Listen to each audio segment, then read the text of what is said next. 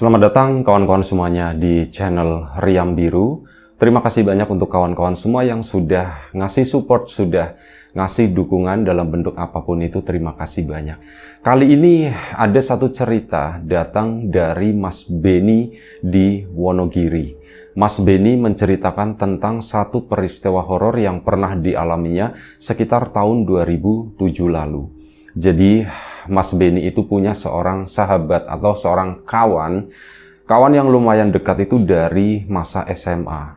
Namanya itu Mas Tomo. Mereka tuh akrab sampai mereka udah lulus dari SMA tersebut. Mereka sama-sama nggak melanjutkan kuliah, tapi memilih usaha gitu ya, berwira swasta, dan ya mereka tuh kayak kerja bareng sesekali meskipun usahanya itu beda. Dan sebelum kita lanjut ke cerita, mohon izin mau promo dagangan kami dulu, mau promo bawang goreng Nyai Wiji. Untuk kawan-kawan barangkali yang berminat itu nanti bisa didapatkan di Shopee, di Tokopedia, atau channel yang lainnya. Untuk detailnya nanti cek di deskripsi video di bawah ini. Selain itu, kawan-kawan mungkin yang kangen pengen melihat video-video lama sekarang sudah ditaruh bertahap begitu ya, sehari 1 jam itu muncul satu di Facebook page-nya Riam Biru, ada di deskripsi video ini juga. Baik, itu aja, kita lanjut ceritanya Mas Beni di Wonogiri tadi. Nah, mereka itu kan udah akrab dari dulu, kemana-mana itu bareng gitu ya. Dan pada suatu saat di tahun 2007 tersebut, si Mas Tomo itu datang ke tempatnya si Mas Beni. Ben, ikut yuk Ben, kata si Tomo. Ikut kemana katanya? Ikut ke rumah Pak Deku. Rumah Pak Dekmu, memang rumah Pak Dekmu di mana? Di situ menyebutkan satu daerah. Dan itu di luar Wonogiri ya, udah lumayan cukup jauh.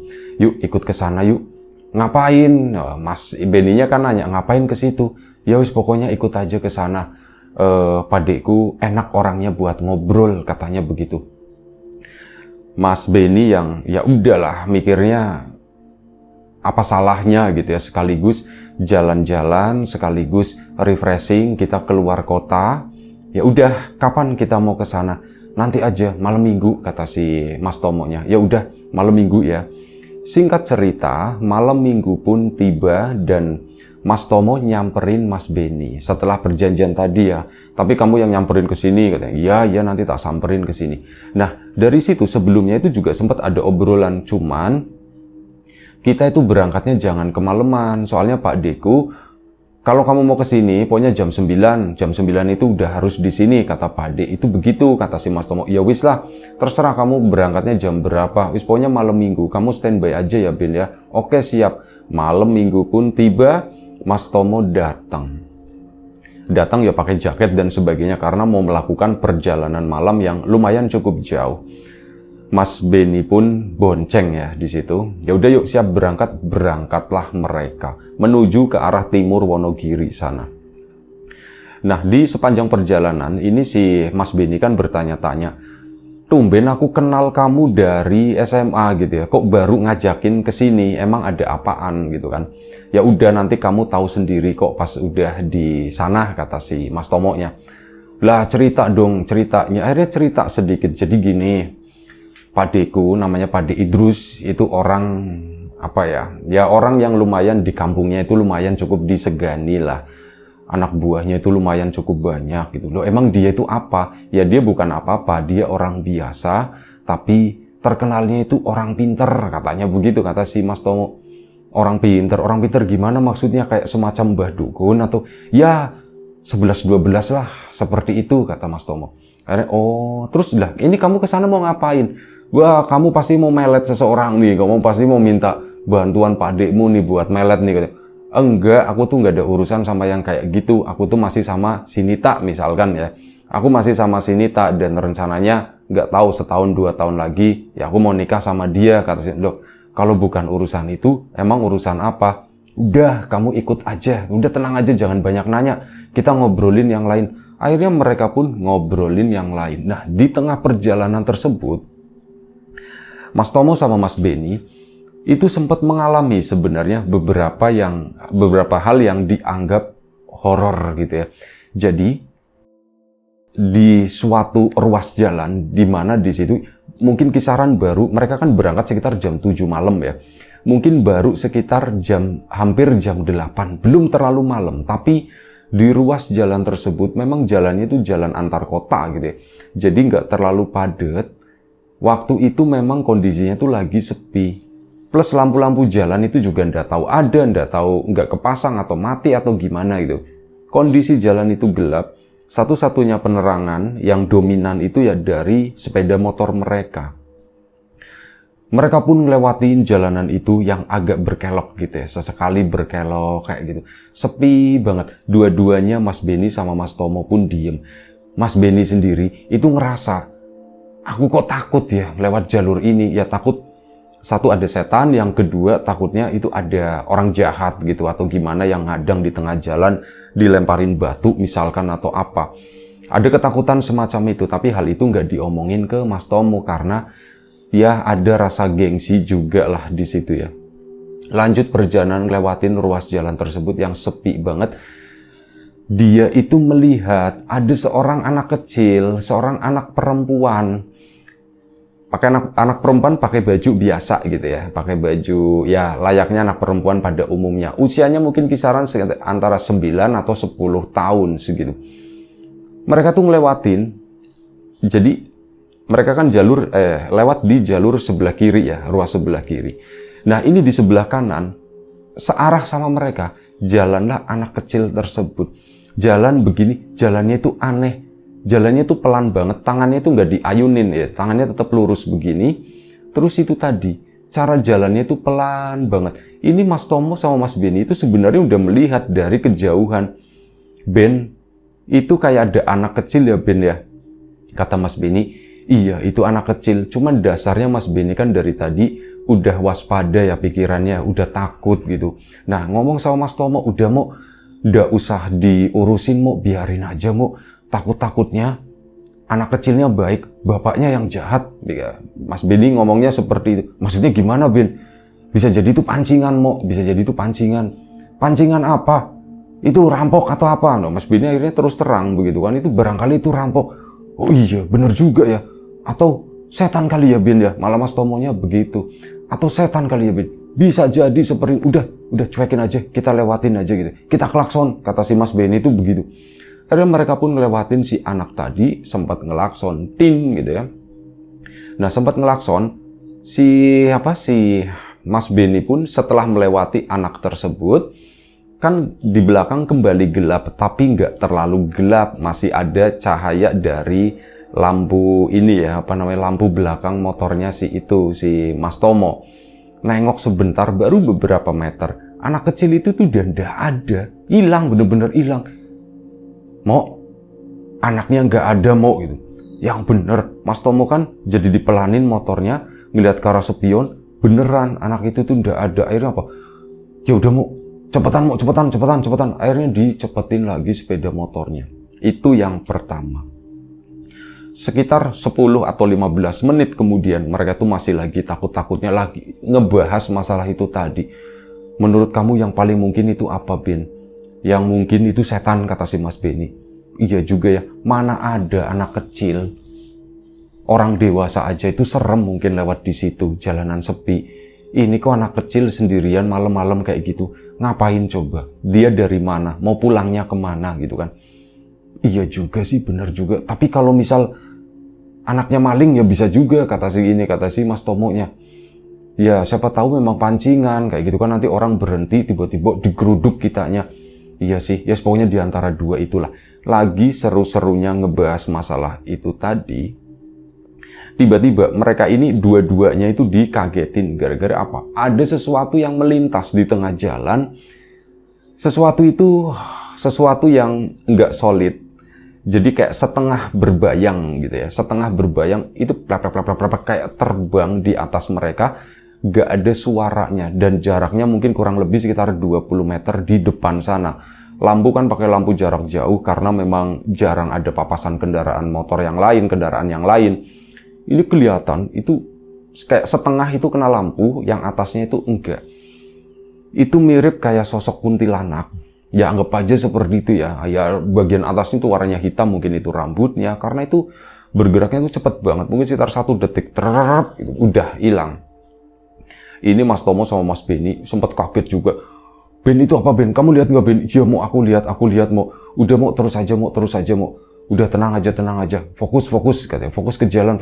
Iya ya. Emang rumah Pak Demu masih jauh enggak? Enggak, habis ini enggak lama lagi lah, beberapa menit lagi.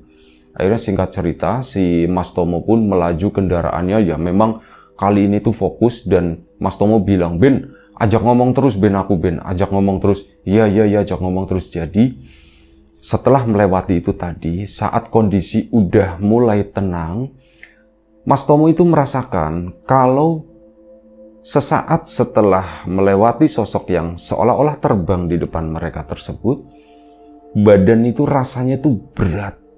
Nafas itu agak lumayan cukup sesak, dan makanya hal itu tuh bikin gak nyaman. Takutnya kayak dia itu kayak seolah-olah bayangannya Mas Tomo kayak lagi mau dibungkus sama seseorang, dan kalau misal Mas Tomo ngelamun atau pikirannya kalah, ya bakalan kebungkus gitu. Makanya minta Mas Benny, Ben ajak ngomong terus.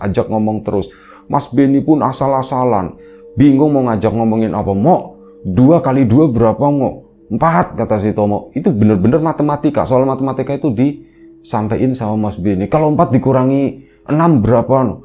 Lah jangan yang susah-susah kata si. Susah apaan? 4 dikali 6 masa nggak bisa? Ya min 2 gitu. Bener. Kayak gitulah. Dibikin pikirannya itu terus berjalan, dan alhamdulillahnya hal itu lumayan berhasil. Mas Tomo pun akhirnya cerita kan. Begitu udah tenang itu cerita sama Benny, Ben, kamu tahu nggak kenapa aku dari tadi tuh mikir kenapa aku dari tadi bilang ajak aku ngomong terus. Kamu tahu nggak? Aku itu nggak tahu kayak mau disirep atau mau di apa, kayak mau dibungkus sesuatu. Kalau misal aku ngelos gitu ya, ini bisa nggak tahu deh gitu ya. Aku tuh bisa tenggelam. Udah nggak apa-apa. Kan kita mau ke rumah Pak Dekmu kan orang pinter kata Mas Benny-nya. Oh iya ya udah yuk, udah deket mau. Udah deket. Akhirnya melanjutkan perjalanan, mulai memasuki daerah yang lumayan cukup ramai. Singkat cerita, tibalah si Mas Tomo sama Mas Benny di rumah Pak Deknya di situ. Nah, ini Ben udah sampai, kita udah sampai. Masuk ke halaman rumah yang tanpa pagar itu, cuman pagar tanaman begitu ya. Rumahnya juga rumah dulu, bersih, asri, terlihatnya tuh asri. Ada beberapa pohon di sana, cuman kalau malam ya terlihat seram. Saat mereka mau masuk ke situ, Mas Benny melihat ada seorang laki-laki, badannya itu gemuk gitu ya. Itu udah berdiri di depan rumah. Nah, berdiri di situ, begitu Mas Tomo nyetop motornya, si Pade Idrus tadi, padenya Mas Tomo itu langsung turun dari sana, dari teras tersebut. Bukannya salaman atau apa, dia itu langsung ke arah belakang sana, ke arah belakang mereka berdua, dan kayak lungoh gitu kan, lungoh kayak mengusir sesuatu yang ada di belakang mereka, yang mereka sendiri tuh nggak ngeliat. Mas Benny sama Mas Tomo kan ya tambah merinding dibegituin.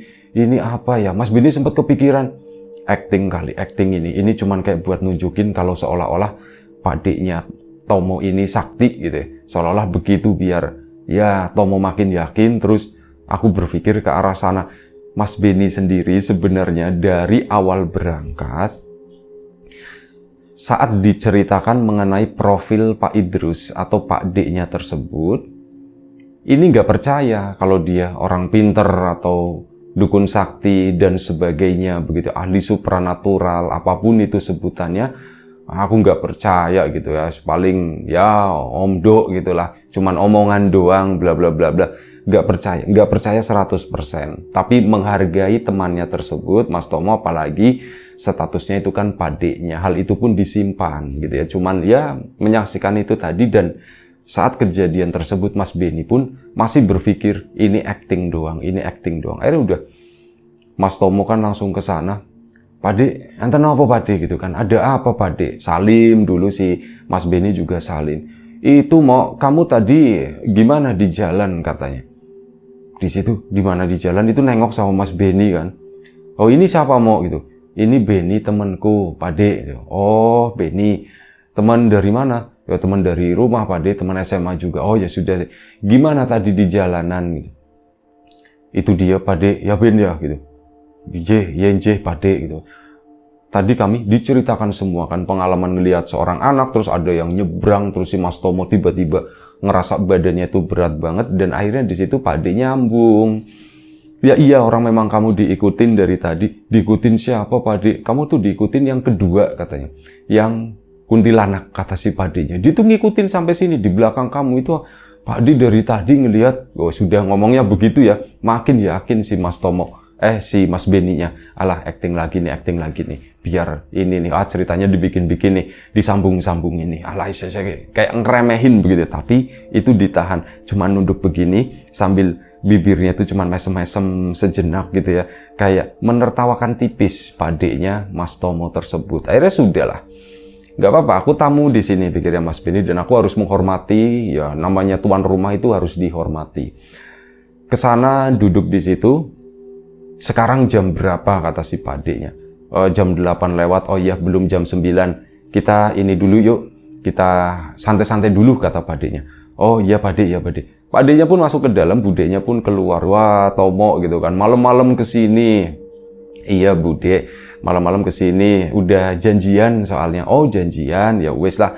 Ya udah, Bude udah ngantuk, Bude tidur dulu ya, katanya. Iya Bude, Budenya nggak lama di sana. Nah, Budenya masuk. Pak D-nya itu keluar bawa apa namanya, minuman dan sebagainya. Nah, Pak D sama Budenya itu di rumah tersebut cuma tinggal berdua, punya anak 2 orang, yang satu udah menikah, yang satu itu lagi kuliah di luar kota. Jadi mereka tinggal itu cuma berdua doang. Akhirnya minum-minum di sana, minum teh gitu ya tentu saja. Ngobrol-ngobrol lah. Nah, dari obrolan tersebut, Mas Beni pun akhirnya tahu maksud dan tujuan si Tomo datang ke sana itu. Ya ceritanya memang nggak terbuka langsung gitu ya, nggak diceritain. Jadi gini Ben, nggak seperti itu. Mas Tomo itu kayak ngobrol sama Padenya, itu Pade nanti malam jadi Pade. Ya jadi kalau kamu penasaran, kalau kamu pengen ini ya jadi. Emang nggak apa-apa ya Pade ya? Ya nggak apa-apa, kan kita cuman ngelihat doang. Kita itu nggak ngapa-ngapain, kata si Padenya. Kita cuma ngeliat doang, dan tentu saja ada batasnya. Kamu itu nggak boleh nanti kegoda atau apa, itu jangan ya, kata si Padenya. Iya Pade. Nah di situ Mas Beni itu pengen banget, rasanya aku itu pengen banget nanyain, tapi kok malu, ndak enak ya gitu. Terus akhirnya karena udah nggak kuat itu tadi, emang mau ngapain sih kata si Mas Beni. Oh jadi gini Ben, loh kamu belum cerita sama teman kamu? Belum Pade. Jadi gini Ben, nah, Mas Tomo ya yang cerita. Aku penasaran, Pade itu pernah cerita kalau di belakang rumahnya Pade itu ada kehidupan di sana. Hah, kehidupan apa? Kehidupan gaib, kata si itu. Kehidupan gaib, setan semua dong. Nah di situ si Mas Beni dasarnya memang udah nggak percaya. Aduh, apa lagi? Kita jauh-jauh ternyata urusannya itu urusan klinik begini. Ngapain juga gitu ya, kata si Mas Beni. Ya, itu Ben, aku penasaran Ben. Dan beneran kan Pade? Enggak, ini kan beneran ya, kata Padenya. Nah ini si Tomo itu ceritanya penasaran, pengen ngeliat Nak Beni gitu. Pengen ngeliat itu seperti apa sih, sekaligus ya ada yang kita cari di sana. Nah dari situ Mas Beni akhirnya tahu kalau Mas Tomo datang ke tempat tersebut itu dalam rangka mengambil obat, katanya. Jadi ya Ben gitu Ben, tujuanku kesini ya bukan cuman bersenang-senang atau apa, tapi aku lagi ngambil obat di sini. Obat buat siapa, kan nanya.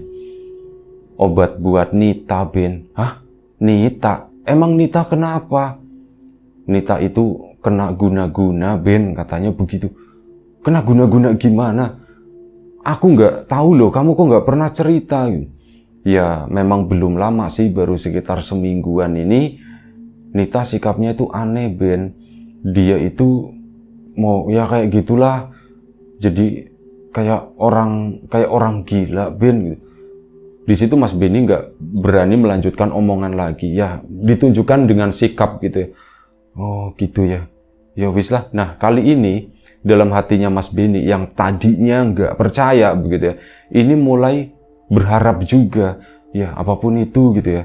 Semoga misi kita ke sini, Tomo yang nggak tahulah apa yang mau dilakukan sama padiknya, semoga berhasil. Kalau memang beneran itu untuk Nita, ya udah aku dukung. Aku nggak boleh menertawakan, aku nggak boleh ngeremehin. Aku ngelihat aja deh, kata si Mas Beni. Akhirnya tibalah waktunya jam 10 malam. Sebelumnya itu kan dibilangnya jam 9 kalian harus sampai sini. Maksudnya itu ternyata biar bisa santai-santai dulu, biar bisa rileks dulu.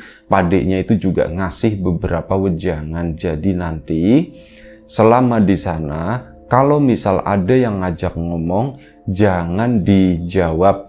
Cukup dijawab dengan senyum sama sambil nunduk begitu aja ya. Nggak usah dijawab omongan apapun gitu. Jangan itu pesan Pade itu. Iya Pade. Dan nanti Pade bikin garis di sana, kalian itu jangan sampai ngelewatin garis tersebut. Apapun yang terjadi di situ, kalian jangan lari. Ingat itu, ingat ya, ingat. Iya Pade. Mas Tomo pun benar-benar ingat. Mas Beni pun sama. Yang tadinya, alah apaan kayak gitu, sekarang loh kok aku ini ikut atau enggak? Pertanyaannya begitu. Kalau memang aku ikut, artinya aku harus menuruti itu semua. Akhirnya Mas Beni pun ikut. Mau? Emang aku ikutan mau? Ya kamu ikutan lah. Kamu nggak ikut mau kemana? Kamu masih apa di sini gitu? Kamu ikut aja Ben gitu. Ya wis gitu. Akhirnya jam 10 pun tiba dan mereka pun akhirnya pindah ke belakang rumah. Tikar, minuman-minumannya, teh-tehnya kayak gitu itu pun dibawa ke sana semua, diboyong, dipindah gitu ya. Digelarlah di belakang rumah padiknya. Jadi di belakangnya itu kebunan.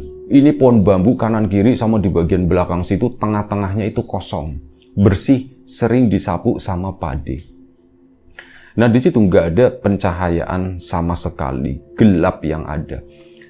Mereka pun duduk sebentar di situ, padiknya itu jalan ke arah depan sana menuju ke tengah-tengah itu tadi pohon dapuran-dapuran bambu yang tengahnya bersih itu ya, tanah lapang di sana. Datang ke situ, padiknya itu berdiri, adalah mungkin sekitar 5 menit, nggak ada suara, nggak ada apa. Terus padiknya itu berjalan mundur menuju ke arah mereka. Nah saat berjalan mundur, padik itu motong satu ranting batang pohon apa kecil gitu ya, dipotong cetek. Padeknya maju lagi, dia itu kayak membuat garis di sana. Jadi ingat cerita lama judulnya Wates ya. Itu digaris begini. Nah setelah digaris, padeknya itu mundur lagi. Tomo, Beni, ayo kita siap-siap katanya. Iya Pade, mereka berdua pun bangun. Mas Beni dengan penuh keraguan juga bangun. Mereka jalan menuju ke arah depan sana ngikutin padeknya. Padenya di depan, mereka berdua di belakang. Beberapa saat sebelum hal itu terjadi, padenya tuh sempat berpesan. Mereka udah berdiri di belakang garis ya. Apapun yang terjadi, satu, jangan lari. Yang kedua, kalau ada yang ngajak ngomong, kalian diem aja. Tapi jangan nunjukin sikap kalau kalian gak suka gitu. Cukup senyum aja, kata si padenya. Udah, hanya sebatas itu ya. Ingat baik-baik ya. Iya Pade. Dan Tomo, nanti kamu tunggu instruksi dari Pade. Iya Pade, baik Pade. Mereka pun berjalan bertiga ke sana, disuruh tutup mata. Udah, sekarang kalian tutup mata dan kalau kalian mendengar apapun, kalian jangan buka mata dulu. Tunggu aba-aba dari Pade ya. Iya Pade, wis nurut lah. Mas Beni juga pasrah di situ ya. Udah aku juga mau nurut aja. Akhirnya mereka pun menutup mata. Setelah menutup mata, lumayan cukup lama, sekitar 2 menit itu bahkan Mas Beni sendiri udah mulai agak sedikit ngeliang. Berdiri nutup mata begini kan yang ada jadinya ngantuk gitu. Aduh kok jadi ngeliang begini, kayak aku kayak mau tidur. Nah sesaat setelah itu mulai kedengeran ada suara-suara ketawa, kayak ketawa perempuan. Ketawa perempuan yang saat ketawa itu ditutup begini loh. Ya ketawanya begitu ya, ketawa tipis gitu ya. Narator nggak bisa menirukan karena suaranya laki-laki. Terdengar suara jumlahnya itu lebih dari 1. dan kedengeran suara laki-laki itu ketawa kayak terbahak-bahak, kayak orang-orang yang lagi pada ngobrol dan ada hal lucu. Itu kayak gitu. Itu pun dari kejauhan. Nah, setelah itu ada suara-suara kayak orang pada ngobrol, riuh di sana. Mulai rame di situ. Mas Beni pun makin penasaran. Ini beneran kayak gini, ini beneran bukan sound system kan? Ini bukan sound system kan? Gitu pikirnya si Mas Beni. Ini beneran, kalau memang beneran, aku salut kata si Mas Beni. Dan ternyata setelah itu nggak lama, Pak D-nya pun ngasih instruksi. Tomo, Beni, kalian boleh buka mata. Mas Tomo buka pelan-pelan, Mas Beni buka pelan-pelan. Mas Beni terutama gitu, dia tuh takut, mulai takut beneran, aku mulai takut. Takutnya itu begini, apakah beneran terjadi seperti itu, atau ini cuman settingan doang gitu, pikirnya Mas ini ya, Mas Beni ini settingan doang atau gimana. Akhirnya mereka pun melek. Begitu melek, di depan mereka itu udah berubah. Di depan mereka itu kampung. Cuman anehnya begini, sebenarnya pelataran itu yang di belakang itu kan nggak luas-luas banget. Selapangan bola juga nggak ada, paling setengahnya pun nggak ada gitu, nggak terlalu luas banget. Tapi di situ berdiri berjejer-jejer rumah-rumah gubuk dengan penerangan, nggak tahu lampunya itu dari apa, tapi ada lampu warna kuning-kuning, lumayan cukup menerangi area tersebut. Di depannya itu banyak warga di sana. Ada anak-anak kecil itu lagi main-main dan sebagainya. Tapi beberapa saat setelah mereka membuka mata, semua yang ada di depan sana diem. Pada nengok pelan-pelan semua ke arah mereka bertiga. Termasuk ke arahnya Mas Beni. Ini kalau settingan, berapa ya orang-orang ini dibayar? Itu pikirannya Mas Beni itu masih ke sana juga. Berapa ya? Jumlahnya itu ada puluhan, rame banget, banyak banget. Dan anehnya lagi tuh begini ya, kata Mas Beni. Itu kan nggak terlalu luas ya. Tapi rumahnya itu seolah-olah banyak. Seolah-olah memanjang ke sana. Kampung tersebut itu punya jalan yang lurus ke situ. Ini rumah-rumah semuanya. Rame di sana, bener-bener rame. Mereka kan pada diem, warga di situ terus tengok ke arah ini. Ke arah mereka bertiga. Nah, di situ beberapa dari mereka ada laki-laki yang usianya termasuk masih muda begitu ya. Terus ada perempuan juga usianya masih muda. Beberapa dari mereka termasuk anak-anak mendekat ke arah Pak D. Idrus ke situ, dan mereka itu mulai ngelihat-ngelihat begini. Cuman begitu mendekat, ada satu hal yang disadari oleh Mas Beni. Masing-masing dari mereka matanya, bagian matanya itu warnanya tuh hitam semuanya. Jadi beda dengan kita ya. Kita matanya kan ada putihnya gitu. Itu tuh benar-benar full hitam kayak mata yang ditato seperti itu. Itu pada ngeliatin ke arah ini. Nah, Mas Beni itu ditanya, kowe apa pakai bahasa Indonesia aja ya. Kamu dari mana? Asal kamu dari mana? Mas Beni itu mau jawab, untung keinget. Diem aja begitu, cuman diem aja, cuman nunduk yang ada. Pokoknya ditanya apapun gak jawab ya. Kamu ditanya kok diem aja gitu. Kowe tak tekoki kok menengahi gitu ya. Kamu ditanya kok diem aja. Mbok yo ngomong, jawab gitu. Mereka itu kayak mulai marah yang ada. Nah, kebetulan yang nanya sama Mas Beni itu adalah seorang ibu-ibu yang udah lumayan cukup tua, sekitar 60 tahun ya, nenek-nenek lah, nenek-nenek tanggung gitu. Itu kayak gitu, mereka tuh kayak marah. Kamu kalau ditanya itu mbok ya dijawab. Mas Beni tetap diem aja. Mas Tomo pun sama ditanyain seperti itu. Kamu itu mau ngapain ke sini? Pak Idrus akhirnya yang terakhir ditanya. Dan kamu kenapa bawa mereka ke sini? Nah, saat ditanya begitu, Pak Idrus baru ngedehem. Baru begitu. Jadi, maksud dan tujuan saya membawa mereka ke sini, mohon maaf sebelumnya. Ada suatu keperluan yang kami cari di tempat ini, kata Pak Idrus. Kamu nyari apa di tempat ini? Ini bukan tempat kalian. Batas kita itu udah jelas. Terus kamu nyari apa di sini? Bukannya di tempat kalian itu semuanya ada gitu. Itu yang seingatnya Mas Ben, itu obrolannya kurang lebih seperti itu. Pak Idrus pun diam lagi. Kami setelah diam baru menjawab. Kami kesini butuh obat katanya. Obat opo? Obat opo? Nah dari situ ada satu nenek-nenek. Ini udah tua banget. Datang ke situ. Dan si nenek ini tuh tampangnya paling serem di antara mereka gitu. Ini paling serem, kayak paling galak. Harap ngopo gitu. Obat buat apa? Kalian kesini tuh nyari obat buat apa? Obat buat keponakan saya, kata si Pak D. Idrus. Terus apa yang kalian bawa gitu kan? Ditanya begitu, tanya balik. Mereka tuh kayak mau minta barter atau apa.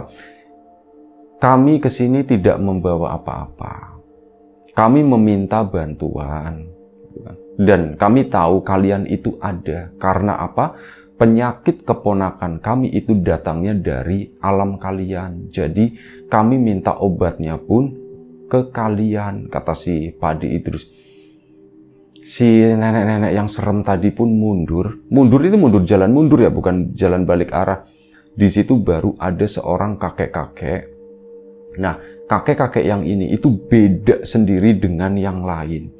Jadi si kakek tersebut dilihat dari matanya, itu mata kayak mata manusia, mata orang, putih sama hitam. Dan mendekat ke sana, Idrus, kamu berani kesini, kata si kakek tersebut.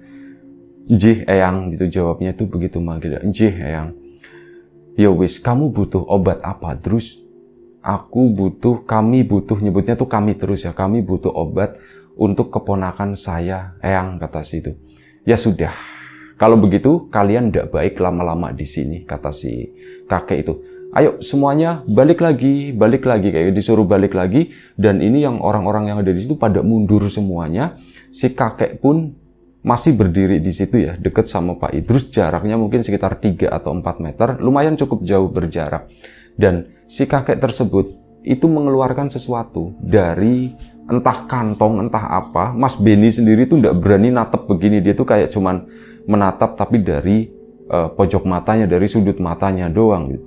Nah, diambil sesuatu dari entah kantong atau apa itu tadi, dikasih Pak Idrus. Ini obatnya, kata si kakek tersebut. Ini obatnya. Tapi kalian jangan balik lagi ke sini sampai kapanpun, kata si kakek tersebut. Iya eyang, baik, kata si Pak Idrus. Diterimalah sama Pak Idrus, dan itu nggak ngelihat ya, yang lain itu nggak ngelihat. Dipegang begini sama Pak Idrus, ya sudah, sekarang ditutup, kami nggak nyaman dengan hal seperti ini. Akhirnya pas si kakek itu mundur, Pak Idrus pun mundur ke belakang, ngasih aba-aba ya sama Mas Tomo sama Mas Beni, mundur ke sana, mundur, dan itu tuh jadi gelap lagi tiba-tiba, benar-benar jadi gelap. Mas Beni di sana udah mulai berubah pikiran. Sumpah itu aktingnya bagus banget kalau pikirnya Mas Beni. Aktingnya bagus banget. Aku kayak nonton film. Apa harganya nggak mahal. Tapi dilihatin begitu yang gelap itu ya ke sana. Ya memang nggak ada pergerakan orang. Itu benar-benar kebun kosong. Pade, aku ke situ boleh ndak Pade? Ya udah ke sana aja, kata Padenya. Akhirnya si Mas Beni pun ke situ. Ini ndak apa-apa Pade, ngelewatin garis, ndak apa-apa. Akhirnya hanya melangkah ke situ, tapi jangan jauh-jauh, kata si Padenya, jangan jauh-jauh. Iya Pade, melangkah ke sana. Di sana itu nggak ada apa-apa, nggak ada bekas apapun. Dan akhirnya mereka bertiga pun ngumpul lagi di situ. Si Mas Tomo itu diem aja gitu. Mau kamu kenapa mau? Ndak apa-apa Pade. Aku baru ngelihat yang seperti ini Pade. Itu apa Pade? Ya. Itu mereka yang hidup di belakang ini. Nah, sama padenya yang tadi dipegang, mau ini obatnya, mau kayak daun yang udah kering, di dalamnya itu ada sesuatu mirip, entah itu garam, entah itu gula, tapi kristal-kristal kayak gitu ya.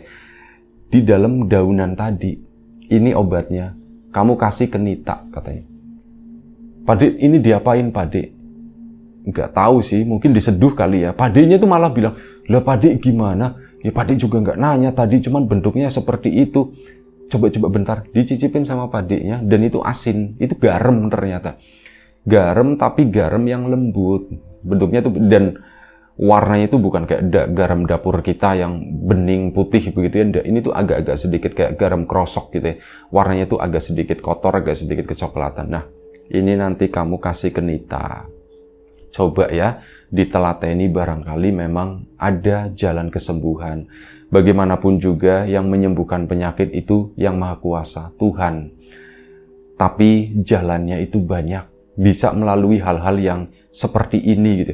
Dalam hatinya si Mas Benny, iya ya, bener juga ya. Kayaknya bukan acting ini.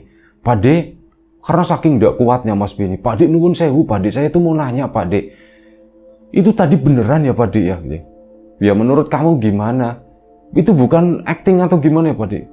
Ngapain acting kayak gitu? Udah nggak ada acting. Kalau nggak percaya sana aja kamu cek gitu. Dan memang nggak ada di situ. Mas Benny pun benar-benar dipaksa untuk percaya hal tersebut. Akhirnya apa? Sudah begitu ini, yuk kita pindah lagi ke depan sana. Saat pindah lagi ke depan, itu mereka bertiga banyak bengongnya. Pade, kok bisa seperti itu sih Pade?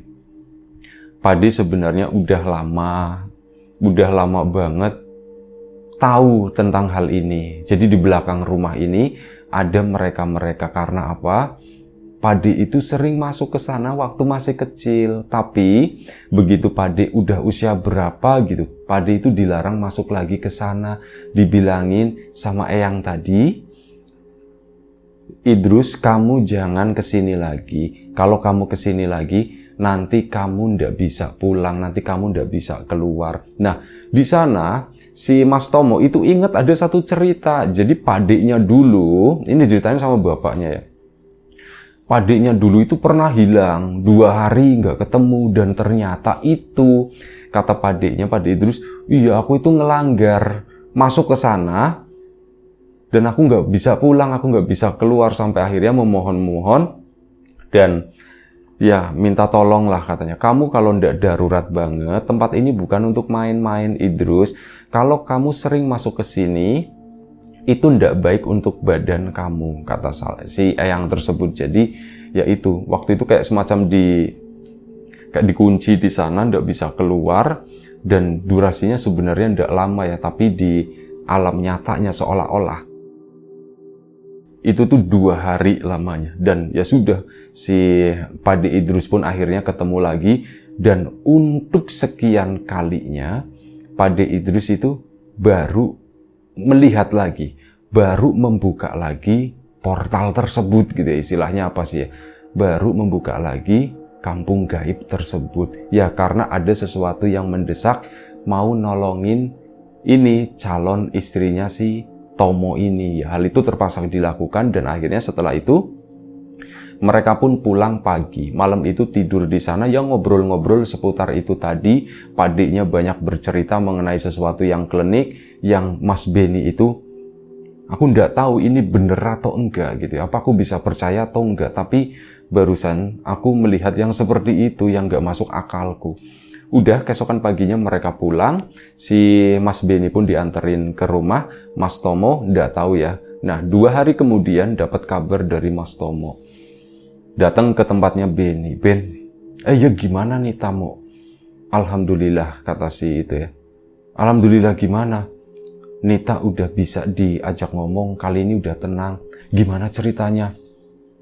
Ya, itu tak kasihin diam-diam gitu. Tak kasihin diam-diam ke minumannya pas aku datang ke situ, dan ya itu diminum sama dia. Alhamdulillah katanya 2 hari ini kondisi Nita membaik, dan akhirnya dapat kabar terus dari Mas Tomo gitu ya. Nita gimana? Akhirnya Mbak Nita itu sembuh total, udah normal. Saat ditanya, Nita kamu apa yang kamu alami gitu ya, kata Mas Tomo ya.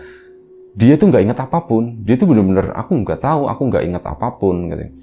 Tahu-tahu ya begini aja. Nggak tahu aku udah kelewat berapa hari ini sakit seperti itu. Sampai akhirnya semuanya membaik, dan sesuai dengan rencananya Mas Tomo, 2 tahun kemudian si Mas Tomo pun akhirnya menikah dengan Mbak Nita. Mas Benny ya waktu itu belum menikah. Diledekin, Ben, ayo Ben, kapan Ben? Ya Mas Benny-nya jawab tahun depan. Selalu seperti itu. Tapi sekarang alhamdulillah Mas Benny udah punya pasangan, dan udah dikaruniai beberapa orang anak juga. Itu aja satu cerita dari Mas Beni di Wonogiri. Terima kasih banyak Mas Beni atas ceritanya. Kawan-kawan di rumah juga terima kasih banyak atas support dan dukungannya apapun itu.